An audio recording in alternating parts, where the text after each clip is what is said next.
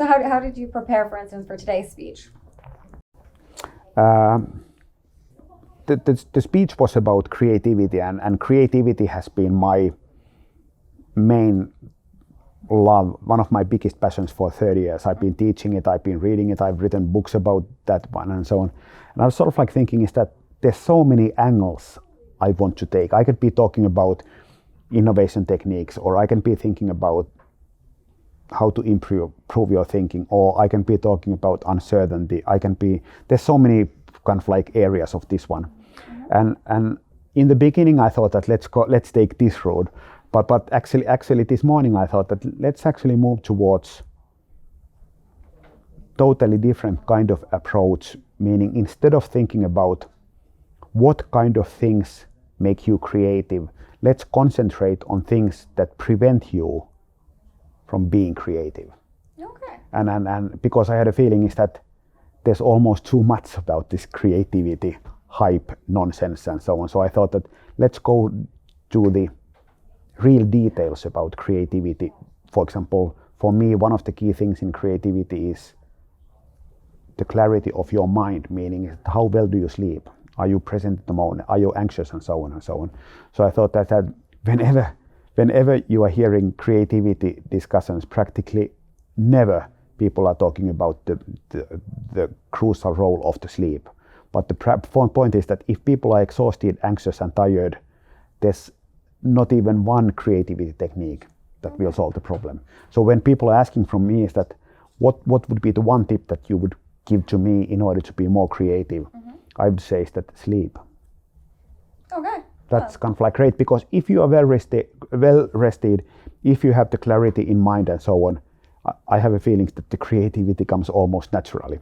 And if you are not well rested, you are anxious, you are panicking, and you are operating from a wrong place and so on. So I thought that let's sort of like, instead of taking the obvious route, let's take something completely different. Okay, understand. Wasn't one of your topics that you talk about saying yes and saying no? Yeah.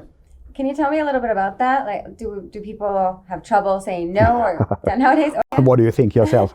I think that, we live a crowded life, meaning is that there's social media, there's hobbies, there's passions, there's social media, there's TV, there's work, there's emails, there's vacations, there's friends and so on and so on.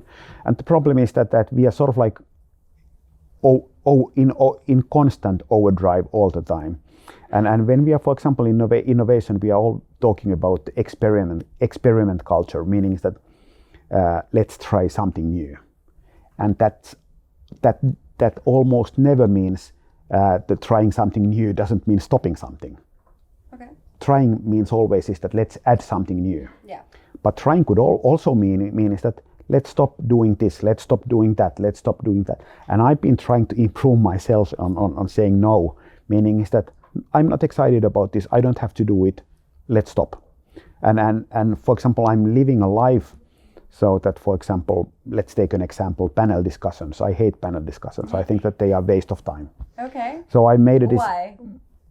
I mean, there's no dialogue. People are talking in silos. No one is excited about panels, but they are easy to organize. So that's why you are having panels and so on. That's my take. Yep. And so on. So I made a decision is that I've done enough panels in my life, done. So whenever people are asking is that, would you like to participate in a panel? It helps me to say no in advance is that I'm gonna say no. No matter what the panel is, I'll say no. Okay. Because I don't do panels. And then the list goes. I don't do facilitation, I don't do hosting, I don't do ideation, I don't do workshops, and I don't watch TV and so on. So I have a long list of things. You don't watch TV? No, stopped. Okay. I was doing TV for 20 years, stopped. I'm watching NHL ice hockey sometimes, and then I'm watching Netflix series, but sort of like the traditional Finnish TV, I haven't been watching not even one show in 10 years. I understand, you worked in it a long time. And also, cooking. People said I don't have time to cook, and my question for them is that, do you have time to be on social media? Fair enough. I would be one of those. And so we say that I don't have time to do this and this and this, and of course you don't, because you are watching TV and you on social media because you have a feeling that those are more important than the other things and so on. For me, I want to be cooking daily, and the price is that I'm not watching TV. Fine. So is that how you, because you've done so much and you do a lot, is that how you made time Yeah. for, like, and Yeah. your family as well? Some Yeah. things you say no to? Yeah. Okay. There's a long list of things I don't do. Okay.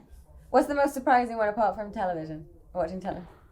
I mean, one would be is that because I've been studying the creativity and so on, these brainstorming sessions, for example, I don't use post-it notes.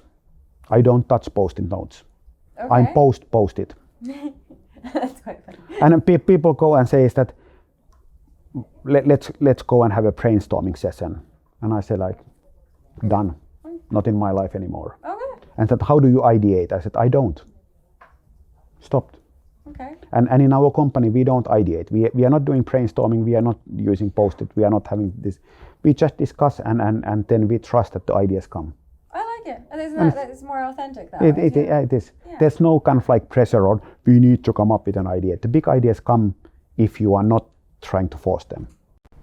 I read something in the newspaper about you were looking for young CEOs. You wanted like in their 20s or early 30s. Do you remember this article? No, it was you were looking for a CEO or something for. Oh yeah, definitely, yeah. Yeah, what was that about? I mean, I thought it was really admirable that you wanted to go for younger age because they don't finish like. I mean, causing some controversy, and I don't know whether I'm willing to go there. Okay. But we are creating one digital app. It was actually featured in Financial Times last weekend, and we are getting funding for that one. Our goal is to be creating the best restaurant app in the world, kind of like challenge the Michelin guides and so on. And I'm 54 and I use a lot of digital tools and you know I don't have any problems with those. But having said that, I have a feeling is that people who are born into that culture and so on, maybe who are in their 30s and so on, the thinking is slightly different. They are, and it's a cliche to be talking about digital natives, but it's not untrue. Okay. So people are kind of like having different kind. It's in their DNA and so on. So I could be hiring person who is 40s or 50s on creating digital tools, but I have a feeling is that there's some sort of freshness in people among the people who are in 30s and so on. If you want to be creating a digital tool for people who are in their 30s as well. Well, I think it's admirable because a lot of, when I was unemployed and looking for work, they do look at age and want more experience and stuff. Yeah. So. And it's a different kind of world. I mean, I'm all pro for experience in some areas of life and so on, but there's so many ways to have experience. Yeah, absolutely. Yeah. And then you've probably been interviewed a lot in your life. Still haven't said no to those. Clearly. I'm saying no to many of those. So yeah. Well, then I'm really honored that you gave me the time. But I mean, of course, this is a pleasure. What kind of tips do you have for the other side where you're sitting when other people are being interviewed? Like, you know, we have a lot of community members for the first time in their life getting podcast interviews. And what's tips for the interviewee? Well, first of all, I'd say that the key thing is not what happens in the interview. The key thing is that what happens in life outside of the interview. So I'd say that live a life. Meaning is that do things that are exciting, do things that you love, have original thoughts, don't repeat, don't try to appeal to everyone's taste and so on. Meaning is that live a good life, be curious, be excited, do things, don't worry about making mistakes and so on. Okay. So that's for example for me the key thing. Yeah. Instead of saying that okay, I start with the interviews and so on. So the key thing, and for example for the speech, I was mentoring together with Schloss, I was mentoring 10 speakers, and almost all the discussion was about techniques of the speech. Okay. And I was saying that forget, technique, it's secondary. The key thing is the content. Yeah. Meaning, do you have something it doesn't matter if it's not said in a perfect way, if it's exciting. Okay. And on the contrary, if it's said in a perfect way but it's not exciting, it doesn't help, It's not gonna be memorable. Exactly, and so on. So key thing is be original, be genuine. And then if you are going back to the interview thing and so on, don't have expectations in advance. Meaning is that I would also say that don't think that this is what I want to be saying, this is what I kind of like, this is the impression I want to give, and so on. I'd say that be humble, be present, and be excited about the person who is asking the questions. Meaning is that I'm excited about what is the next question you are going to be asking from me, and so on. So I'm not thinking about what I will be saying. I'm thinking about what you will be asking. Okay. So be present and don't take yourself too seriously. All right. Great advice. Meaning is that it's only an interview. I have two more questions. Firstly, I want to ask what characteristics would you label yourself as a speaker? What's your thing? I think that I would say is that I want to be inspiring one. Meaning is that I love to have a simple, genuine, meaningful message which is delivered in an inspiring way. So I don't complain, I don't whine. I try to make people energized and excited, but I always kind of like want to concentrate on the core message I'm gonna be giving. So I have to be excited about the key thing I'm about to say. So for example, is that saying is that creativity is important. Of course. Yeah. That's not the message for me. Or sustainability is crucial. Yeah, diversity. So it has to kind of like, that's the starting point, and then you have to kind of like, okay, but why? What do you mean by that? How could you do it? How do you make it so that people get excited? If they are telling some key things about my speech at home to their friends or spouse or whatever, what is the soundbite they are telling? What is the exciting part of that one? And for me, it all goes to the quality of the thinking, meaning is that, do you have interesting ideas about the world? That's the key thing. So that's the core, and then you want to deliver them in an energizing, exciting way.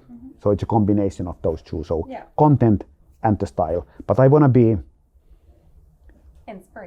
inspirational and down to earth.